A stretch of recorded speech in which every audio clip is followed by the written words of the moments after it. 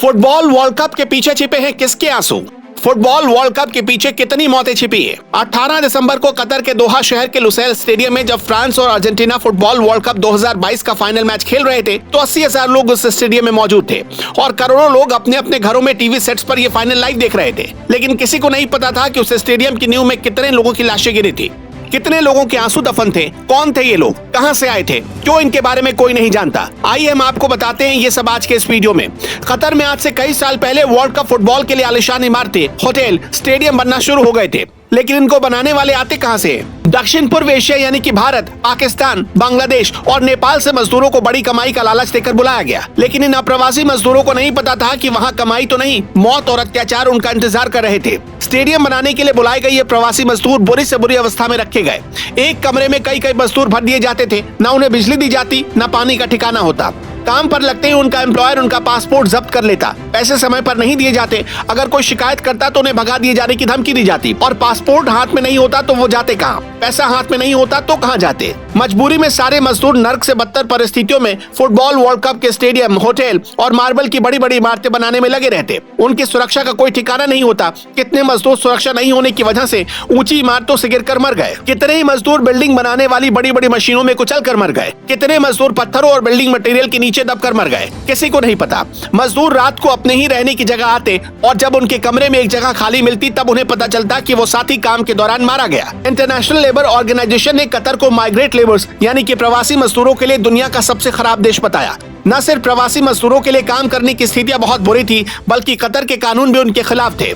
Qatar में एक कफाला प्रणाली है जिसके तहत प्रवासी मजदूरों को अगर नौकरी बदलनी है या कतर से वापस जाना है या शादी करनी है तो उसको अपने एम्प्लॉयर से अनुमति लेना जरूरी था। इसकी वजह से मजदूर न तो किसी शोषण के खिलाफ आवाज उठा पाते थे और न ही अपने देश वापस लौट पाते थे। कतर में दक्षिण एशियाई देशों यानी कि भारत, बांग्लादेश, पाकिस्तान और नेपाल से मजदूर काम करने जाते हैं वो अधिकांशतः कंस्ट्रक्शन के क्षेत्र में काम करते हैं। उनमें से अधिकांश को मिनिमम वेजेस भी नहीं मिलते, ओवर टाइम नहीं मिलता, न उनकी सेहत की देखभाल की कोई व्यवस्था होती है और न ही उनको वेतन समय पर मिलता है। कोई अंतर्राष्ट्रीय मानवाधिकार संगठन के लोग इन मजदूरों से सही बात जानने तक पहुंचे, लेकिन वहां काम करने वाले मजदूर इतने डरे हुए होते थे कि वो इन मानवाधिकार संगठन के लोगों से या तो बात ही नहीं करते थे या झूठ बोल देते थे, क्योंकि उनके पासपोर्ट और पैसा उनके मालिक के पास जमा रहता था। जब ऐसी मजदूरों की मौत की चर्चा चारों तरफ फैलने लगी तो लंदन के प्रतिष्ठित अखबार द गार्डियन ने एक रिपोर्ट छापकर सनसनी फैला दी कि कतर में स्टेडियम वगैरह बनाने के काम में 6,500 मजदूर मर चुके हैं।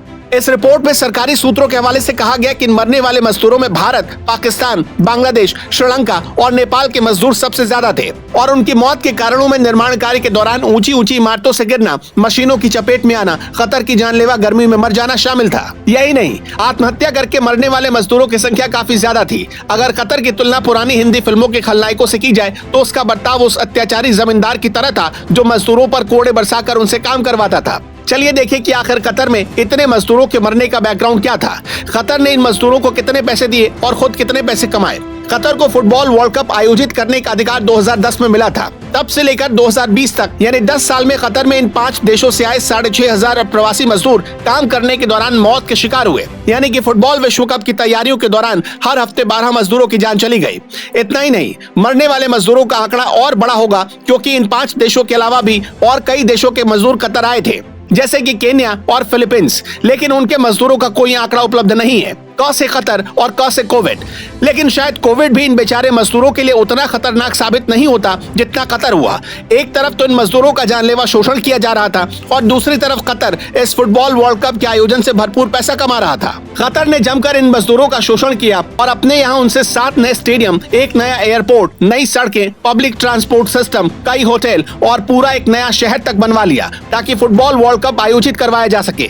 क्या आप जानते हैं कि कतर में काम करने गए इन मजदूरों को कितनी मजदूरी मिलती थी? उनको 1 घंटे की कड़ी मेहनत के बदले मुश्किल से आधा $1 की मजदूरी दी जाती थी, यानी भारतीय मुद्रा में करीब 45 रुपए। और उनकी इस मेहनत का फायदा उठाया कतर ने फुटबॉल वर्ल्ड कप आयोजित करके। और क्या आप जानते हैं कि कतर को इस वर्ल्ड कप से कितनी कमाई हुई? लगभग $7.5 अरब। यानी कि खरबों रुपए। तो कहां 45 रुपए और कहां खरबों रुपए। जान गई मजदूरों की मलाई खा रहा है कतर।